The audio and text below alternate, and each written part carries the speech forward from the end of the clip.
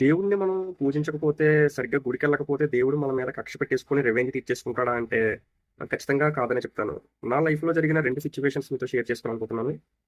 చాలా సంవత్సరాల క్రితం అసలు ఇంట్లో ఏదో ఒక బ్యాడ్ ఫేజ్‌లో, బ్యాడ్ సిట్యుయేషన్‌లో ఆ కోపం, ఆ కష్టాలు చూసి ఇంకా కోపం ఎవరి మీద చూపించాలో తెలియక ఇంట్లో ఉన్న దేవుడి ఫోటోలని నేలనేసి కొట్టేసి, ఇంకా నా నోటితో అనరాని మాటలు, ఇంకా పచ్చి బూతులు హ్మ్, తిట్టి ఒక పెద్ద అపచారం అయితే చేశాను.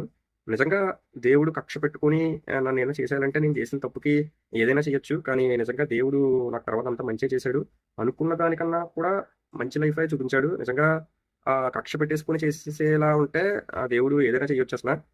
ఇంకొక సిట్యుయేషన్ ఏంటంటే సమ్ ఇయర్స్ బ్యాక్ నాకు డెంగ్యూ ఫీవర్ వచ్చింది. చాలా సివియర్ స్టేజ్. ఒక వారం రోజులు బెడ్ మీద ఉన్నాను.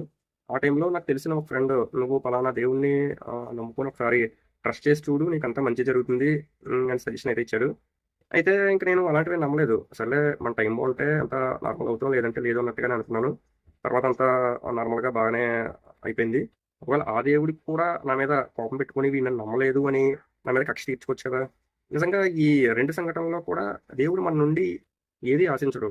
మనం మంచి మనసుతో దేవుడిని స్మరించుకొని, దేవుడిని దర్శించుకుంటే ఓకే. అంతేకాని పలానాది చెయ్యకపోతే దేవుడు మనల్ని టార్గెట్ చేసేసి మనల్ని ఏదో చేసేస్తాడు అనుకోవడం మాత్రం అపోహే.